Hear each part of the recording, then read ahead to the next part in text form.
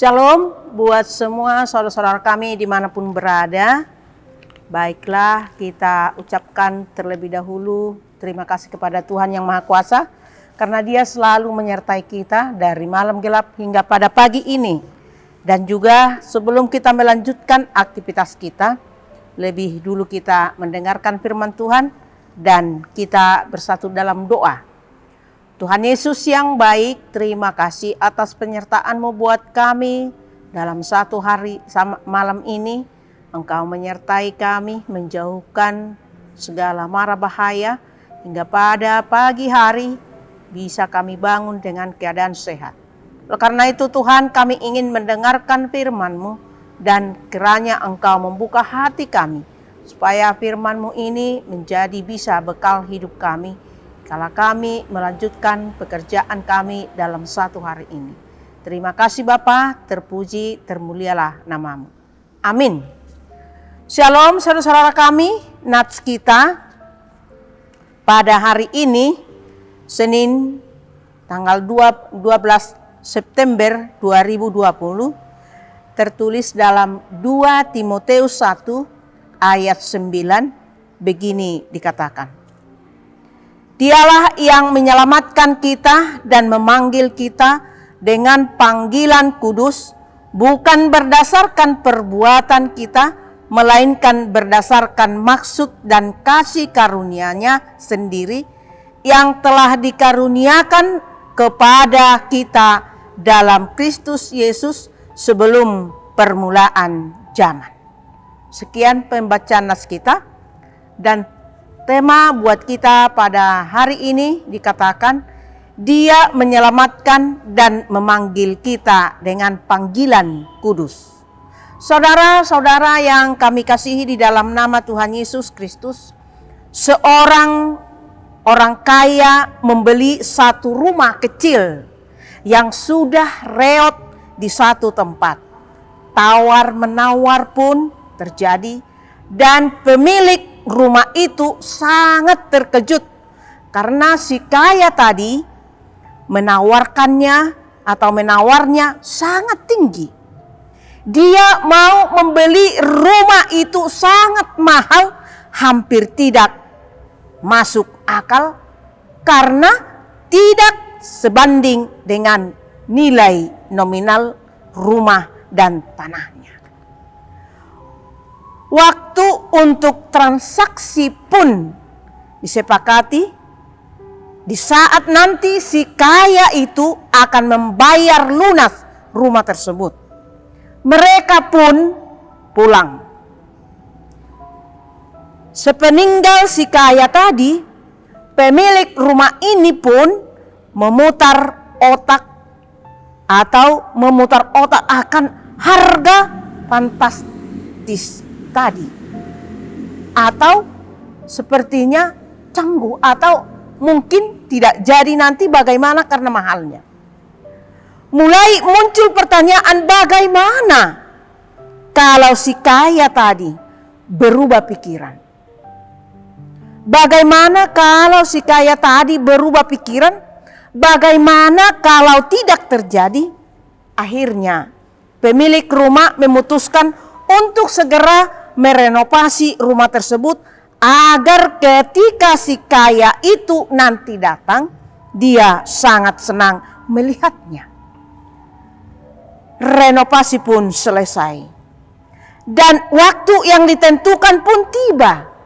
Si kaya tadi pun datang tepat waktu. Sebelum transaksi, dia menyempatkan melihat rumah itu.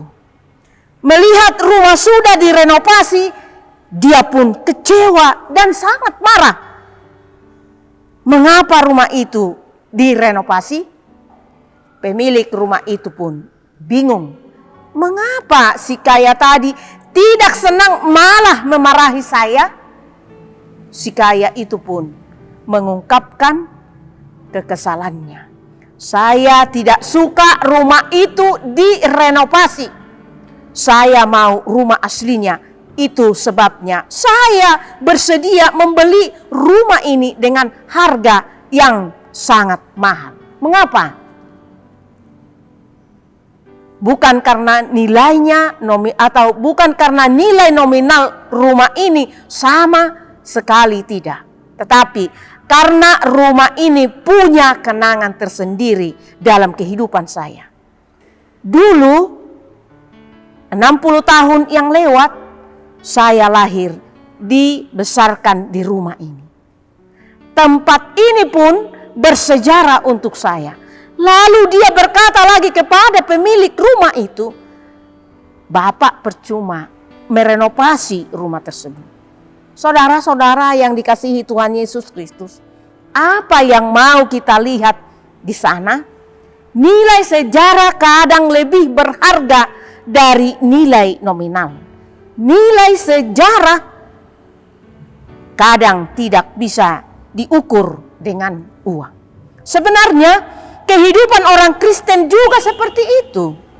Tuhan memanggil dan menyelamatkan orang Kristen bukan karena perbuatan atau jasa orang Kristen tersebut, tetapi karena Allah mengingat kasih setianya. Itu sebabnya orang Kristen sekali-sekali atau sekali-kali tidak boleh menyombongkan diri dengan perbuatan baiknya, karena hidupnya semata-mata hanyalah anugerah dan mengasihi atau pengasihan Tuhan. Itulah kehidupan orang Kristen yang sebenarnya, yaitu kehidupan yang harus dihiasi dengan kerendahan hati dan ucapan syukur kepada Tuhan. Saudara-saudaraku yang dikasihi Tuhan Yesus Kristus, nats ini juga menjadi perenungan untuk kita masa kini. Tuhan telah memanggil dan menyelamatkan kita semata-mata bukan karena mengingat perbuatan kita, tetapi karena mengingat kasih setianya Tuhan, atau karena mengingat kasih setianya. Itu sebabnya kehidupan kita harus kita lakoni dengan kerendahan hati dan ucapan syukur kepada Tuhan.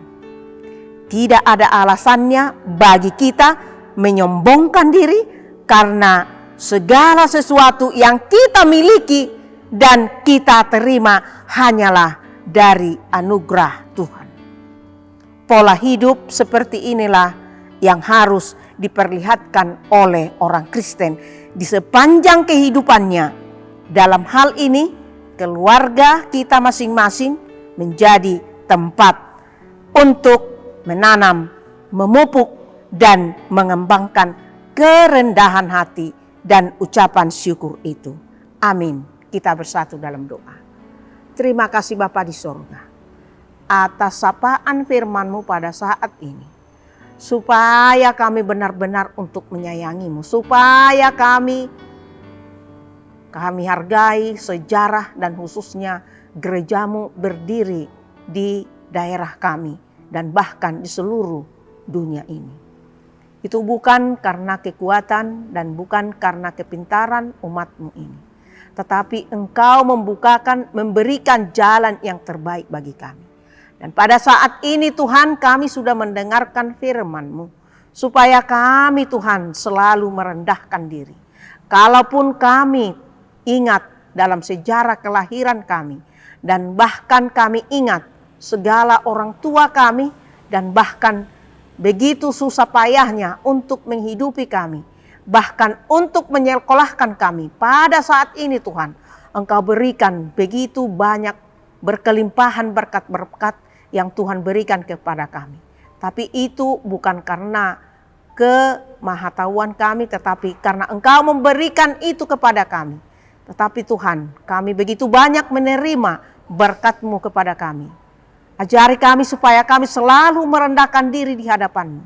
Ajari kami jangan menyombongkan diri di hadapan teman-teman kami, terlebih di hadapan-Mu Tuhan Yesus, supaya kami selalu merendahkan diri di setiap langkah dan perkataan kami. Dan khususnya ajari kami supaya kami memulai dari rumah, keluarga kami, dan bahkan di luar pekerjaan kami, dan bahkan di tempat pekerjaan kami. Kami tidak boleh melakukan itu Tuhan, kalau dengan tidak dengan roh-Mu. Tetapi kami yakin dan percaya Roh Kudus-Mu hadir di hati kami masing-masing, mengajari kami, menuntun kami di setiap langkah dan pekerjaan kami. Dan sebelum kami memulai pekerjaan kami sudah mendengarkan firman-Mu. Kami yakin dan percaya bahwa firman-Mu ini dan Engkau menguatkan kami di setiap segala yang kami hadapi, suka duka dan bahkan susah atau senang. Pasti Tuhan menolong kami dan memberikan berkat yang berkelimpahan. Terpujilah Engkau Tuhan sekarang sampai selama-lamanya. Amin. Terima kasih buat saudara-saudara.